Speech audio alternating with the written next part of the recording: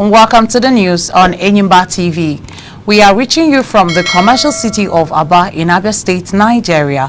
First, the headlines. Two-story building collapses in Aba.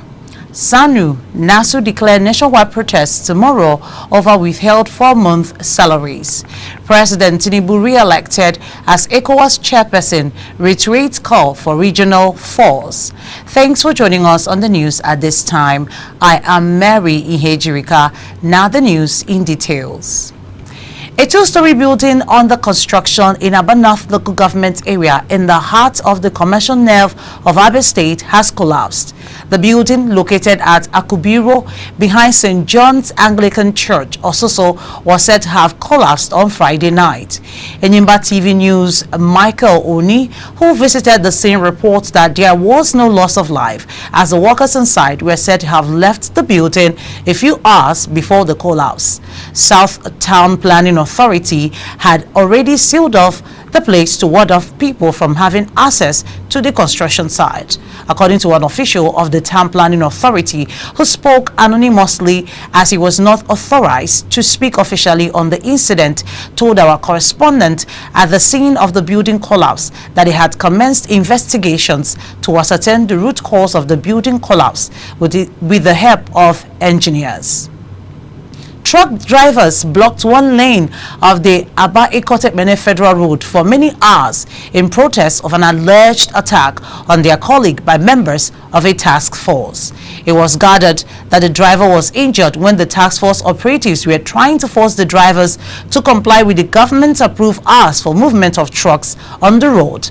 The truck driver said that blocked one lane of the road to protest against alleged harassment by members of the task force and also to draw government's attention to their wish to be allowed to move in the day hours. Some of them who spoke to ENYIMBA TV News said that they were restricted from moving at some hours during the day, even though they regularly obtain their daily tickets. Traders and stakeholders of Ekoha Shopping Center Aba have again expressed displeasure over an intention to pull down and remodel the Ekoha Shopping Center Aba by the Abia State government. The traders expressed their feelings in a town hall meeting which had in attendance the Commissioner for Trade, Commerce and Industry, Dr. Chimezie Ukebu, the leaders and stakeholders of the market.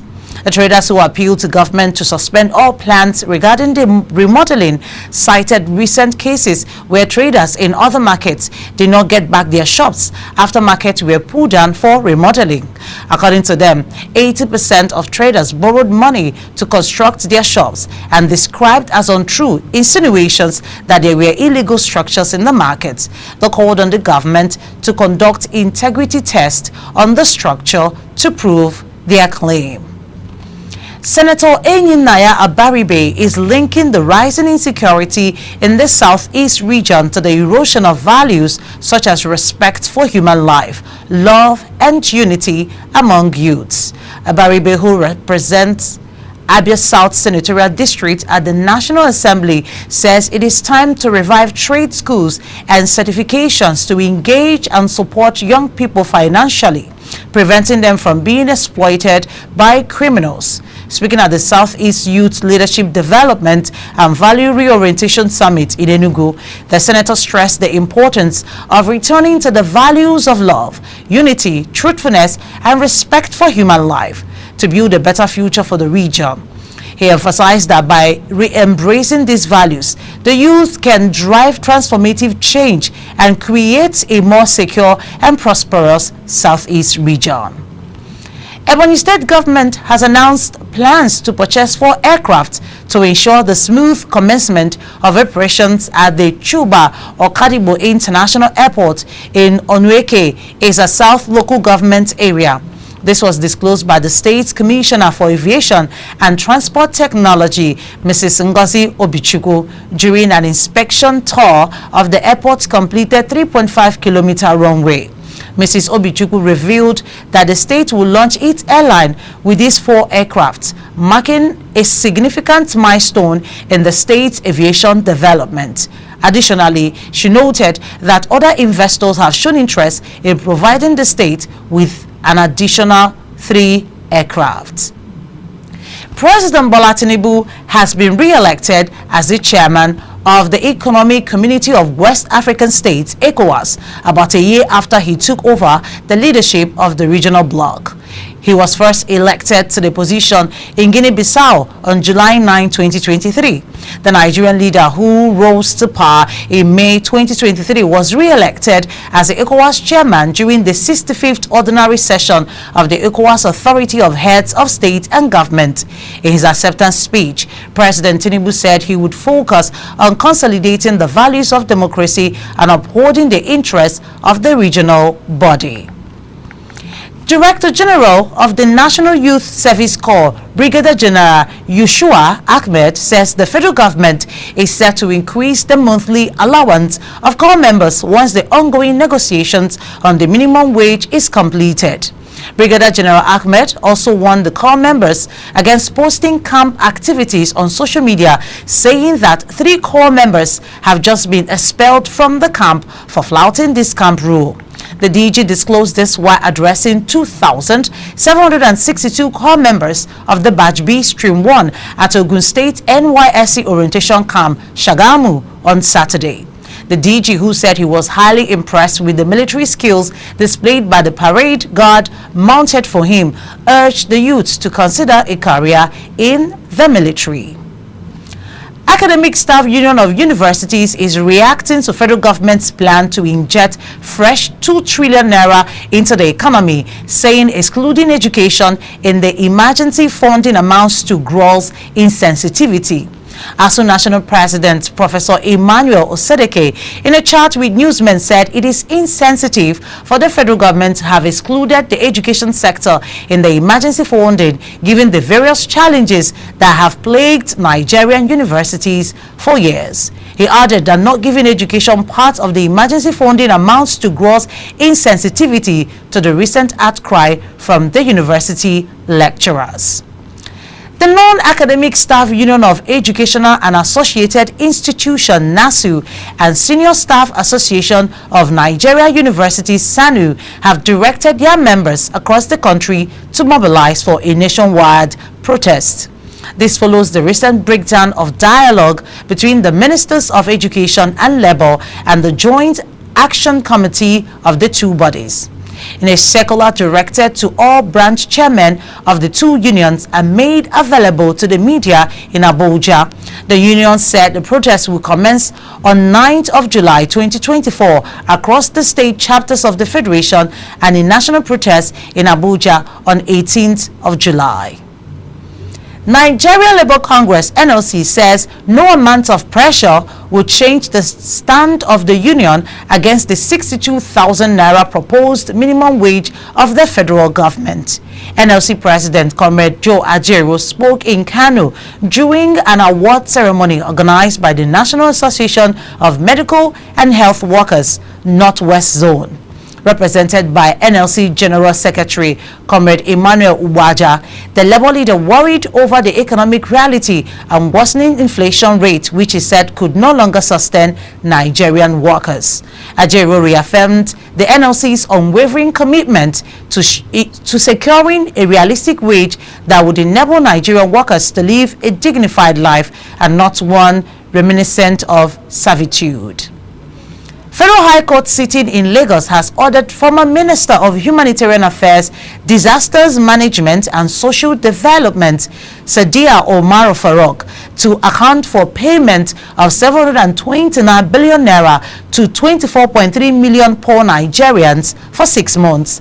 The court also ordered the former minister to provide the list and details of the beneficiaries who received the payments, the number of states covered, and the payment per state. The judgment was delivered by Honorable Justice Diende Isaac Debolu following a Freedom of Information brought by the Socio-Economic Rights and Accountability Project, SERAP. This was disclosed in a statement by SERAP's Deputy Director, Kolowale Oluwadare, who noted that a certified true copy of the judgment was obtained. Corporate Affairs Commission (CAC) has announced the extension of the deadline for registration of all points of sale operators (POS) by additional 60 days. According to the Commission, the extension period, which begins from 7th of July 2024 to 5th of September 2024, is to allow operators, especially those in remote areas who might have encountered network glitches, to register. ENYIMBA TV News reports that the Commission had earlier in May 2024 given a deadline of 7th July 2024, but in a statement posted on its X handle, it noted that the registration will now extend in September. Transmission Company of Nigeria (TCN) says that the national grid is fully restored after what it described as partial disturbance at about 15:09 hours on Saturday. In a statement signed by the General Manager Public Affairs, Ndidimba, the TCN said the system disturbance is suspected to have been triggered by the unexpected tripping of 3 units of a power generating station. These, according to the statement, suddenly removed 313 megawatts from the grid, causing system instability that led to the loss of bulk supply to a section of the national grid. The grid collapse led to a nationwide blackout in state and the Federal Capital Territory (FCT) Abuja. The national grid collapsed for the first time in 2024 on February 4, followed by a nationwide outage on March 28 and another system collapse on April 15. You're watching ENYIMBA TV News. After the short break, the news continues with foreign, business and sports updates. Please stay tuned. We'll be right back.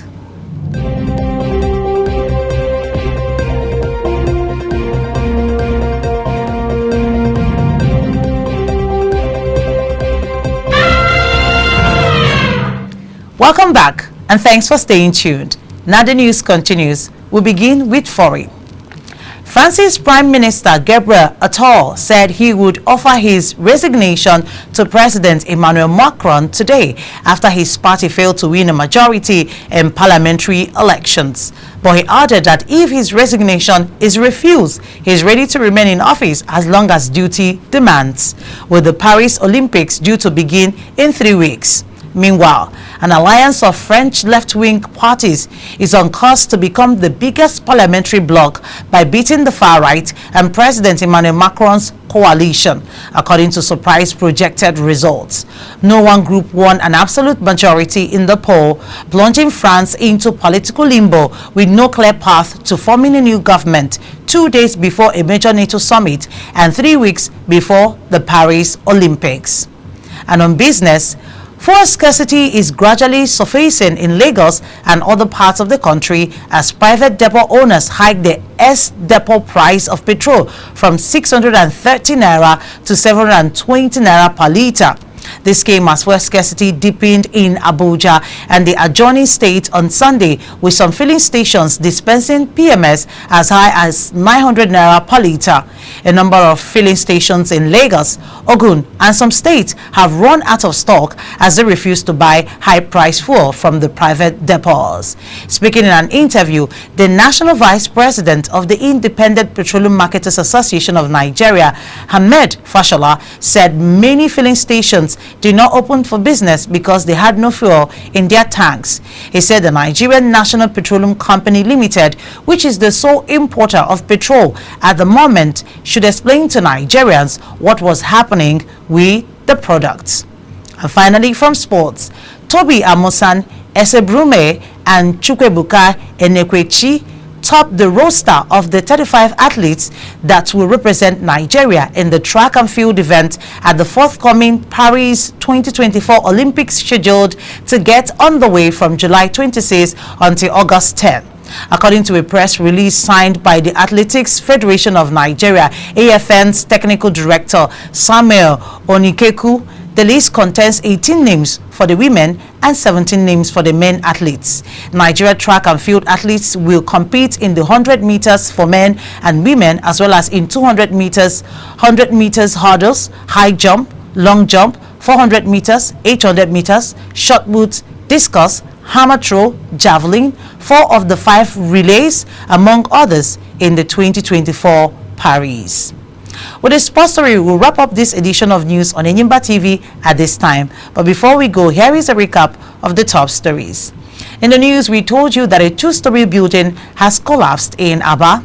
We also told you that NASU has declared nationwide protests that will commence tomorrow over withheld 4 months' salaries. And we told you that President Tinubu has been re-elected as ECOWAS chairperson, and he reiterated calls for regional force. That's our package of news for now. Please join us for more updates in our subsequent bulletins. Meanwhile, don't forget to subscribe to this channel on YouTube. Click on the notification bell to receive alerts when new videos are uploaded. Thanks for watching. On behalf of the production team, I am Mary Ihejirika saying do have yourself an amazing day.